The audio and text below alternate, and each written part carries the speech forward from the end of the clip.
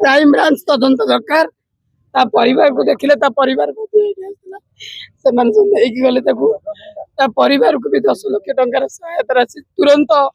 मुख्यमंत्री दियंतु अन्य लोक को सहयोग करते ट्रांसजेंडर कहीं सहयोग करेंगे सीसी कैमेरा लगी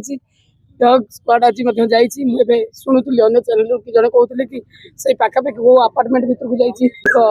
कथा होती एसपी पुरी सहित जेहेतु ट्रांसजेंडर इश्यू सहित सार ओतप्रोत भाव में जड़ित बहुत दिन भुवनेश्वर थे तो सार स्पट उपर आसिक विजिट करके तुरंत से कहते कि यथाशीघ्र आम इन्वेस्टिगेशन करके मुझे आपण मैंने समस्ते अच्छा तदंत आसो रिपोर्ट आसो आम समस्ते जाना से किए भी हो से किए भी हेले माने आईन ठू कहीं उद्धरी ना देखु ना भाई हिसाब से आप मो सागर ठिया हे तो केवल व्यू केवल थंबल नुहे आप जड़े मनीष हिसाब से आपड़ जड़े मनीष हिसाब से कहते परिवार लोक आगे शुणिले 2 दिन से पिलाटी आसी कह कौन कर काली से प्रथम दिन जाइए आम कहीं चिन्हनु कि जानू कम्युनिटी रिचुअल्स भितर सी ना कह रोग कैंसर क्या ट्रिटमेंट पैसा खर्च करुला शुणुची आपण मैंने कहतु किया हम आम भूल आपड़ जा पुलिस की पचारे आप लॉ मिनिस्टर को पचारे कि साधारण मनुष्यर जदि गोटे पुरुष कि महिलार एभली किसी हत्या हो कौन तुरंत समस्ते लगुच कौटी प्रशासन कौटी सरकार कौटी अच्छा एपर्यंत कहीं कहार माने इवन आम विभाग मंत्री कौन गोटे टेलीफोन ना तो से कथा आपण मैंने कहतु आरंभ अच्छा ट्रांसजेंडर डेफिनेटली अब ये तो अवहेला ना केमती हम ये जो घटना घटी यह निश्चित भाव में गोटे मत लगुच कि गोटे प्रायोजित कार्यक्रम कर राष्ट्रपति गस्त पूर्व देखिए आउ गोटे थर सेमती गोटे बेक काट ये भाया होता एथरक पुणी राष्ट्रपति गस्त पूर्व गोटे किन्नर मृत्यु जदि यही जो घटना घटी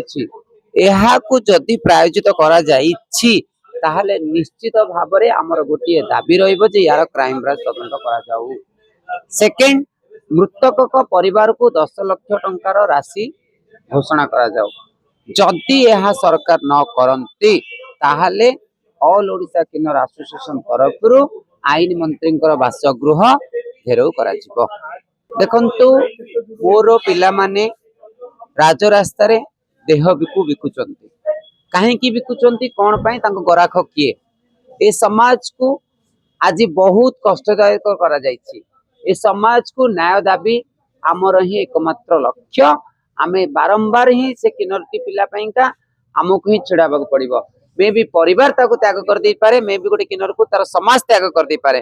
किंतु आमे जो दाबी रखिचु ताहा पूर्ण करिया पे सरकार पाखे एतिक निवेदन रहिबो यह गोटे विभत्स बहुत दुखदायक घटना ये घटना को आम निश्चित देखो आम केमी जानी मु तो नी से घटनास्थल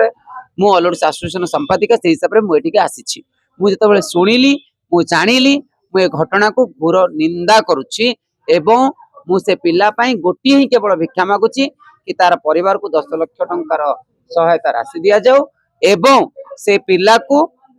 जो दोषी जीए ताको आईन हिसाब से घोर घोर इवन फांसी दंड जमी दि जाऊ आम से दाबी कर